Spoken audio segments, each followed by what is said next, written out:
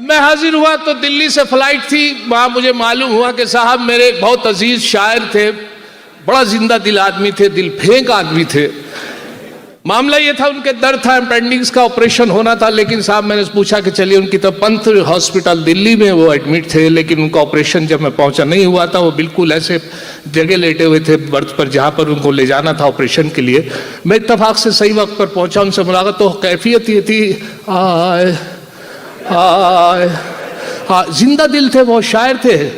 देखिए साहब टोन बदल गया, हाय, एक खूबसूरत नर्स उनके पास से गुजरी तो देख के कहले आए हाय।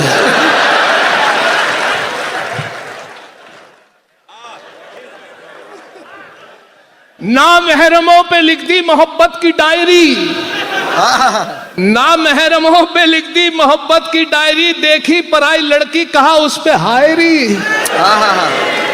और बीवी जो हलाल तो है उस पे चुटकुले, माशूका हराम मगर उस पर शायरी।